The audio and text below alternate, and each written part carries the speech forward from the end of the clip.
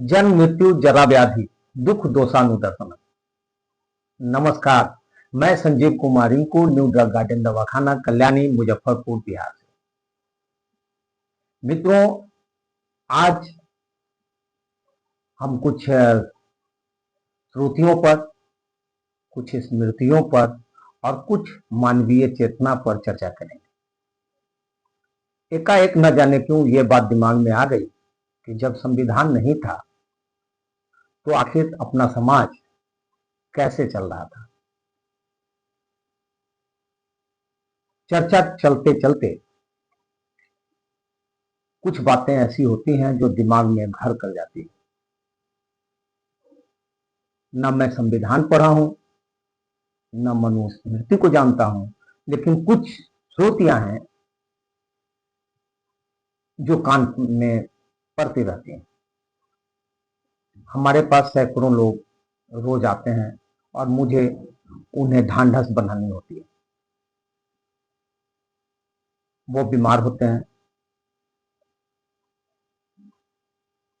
और इसी क्रम में मुझे बताना पड़ता है और मुझे बार बार ये बात बतानी पड़ती है कि जन्म मृत्यु जरा व्याधि दुख दोषानुदर्शन। मुझे मालूम नहीं कि ये वाक्यांश भगवत गीता के हैं, उपनिषदों से लिए गए हैं, वेदांग हैं, वेद के वाक्य हैं, पता नहीं, लेकिन चेतना पर इन वाक्यांशों का असर तो जरूर दिखता है। हमारे जैसे न जाने कितने लोग होंगे, कभी जरूरत नहीं पड़ी, बावजूद इसके धर्म ग्रंथ की कुछ पंक्तियां उनके चेतना को स्पर्श तो जरूर करते हैं। आज एकाएक इसलिए ध्यान में आ गया कि तकनीक के साथ अपना समाज बदल रहा है। बार बार बहुत सारी बातें सुनने को मिलती हैं। समाज में बहुत सारे ऐसे प्रसंग उठते हैं जो सामाजिक सद्भाव को बिगाड़ ही नहीं रहे हैं, बल्कि बदलाव की जगह बदले की बात आ रही है।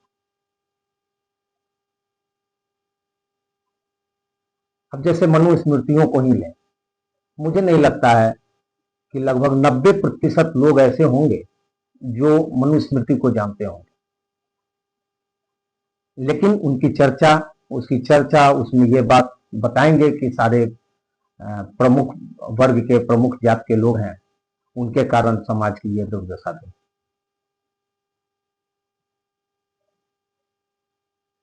अब भाई, समाज में जो वर्गीकरण था, ठीक है, पठन पाठन का काम ब्राह्मणों के अधीन था, समाज चलती रही, जरूरत नहीं रही,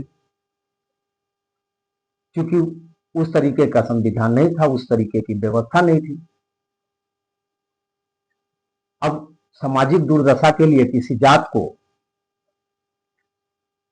यह कहकर उपेक्षित कर देना कि समाज की जो आर्थिक और जो सामाजिक दुर्दशा है, इसके कारण ब्राह्मण समाज ही दोषी है, यह कहना बड़ा विचित्र सा लगता है। अब समाज में उस समय दूध बेचने वाले किसी खास जाति समुदाय के लोग थे। अब किसी खास जाति समुदाय में अगर बच्चे कमजोर पैदा हो रहे हैं, कुपोषित बच्चे पैदा हो रहे हैं, और मैं कहने लगूं कि अमुक जात के लोगों ने दूध नहीं दिया उनको, और सारा दोषारोपण अगर हम ग्वालों पर करते रहे कि हाँ, इसके लिए ग्वाला जाति ही जिम्मेवार है, कहां तक उचित होगा। मैं ये बातें इसलिए बोल रहा हूं ताकि आप में, मुझ में, समाज में एक तार्किक चेतना का विकास हो सके। आधुनिकता के इस युग में समाज जिस हिसाब से बदल रहा है, हमारे और आपके अंदर भी वैज्ञानिक चेतना का विकास जरूरी है।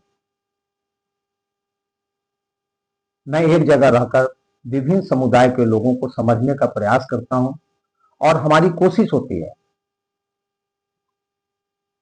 कि आपके माध्यम से मैं कुछ समझ सकूं, मेरे माध्यम से आप भी कुछ समझ सको। मित्रों, मैं बदलाव के पक्षधर हूं, बदला के पक्षधर नहीं हूं। हमें बदलाव चाहिए। समाज में यदि सार्थक तरीके से बदलाव आता है तब तो बहुत अच्छी बात है, लेकिन बदलाव यदि बदले लेने की भावना से हो तो ये किसी भी आधुनिक समाज के लिए उचित नहीं है। अपने दायरे को समझिए और दूसरे को भी समझाने का प्रयास कीजिए ताकि एक तार्किक समाज का विकास हो सके। मेरा ये वीडियो बस एक शुरुआत है। हमारी कोशिश होगी कि भिन्न भिन्न मुद्दों पर आपके जिस प्रकार की प्रतिक्रियाएं आएंगी उस हिसाब से नए वीडियो को मैं जारी करूंगा। अगर कुछ बातें अच्छी न लगे तो संयमित भाषा में इसका जवाब जरूर दीजिएगा।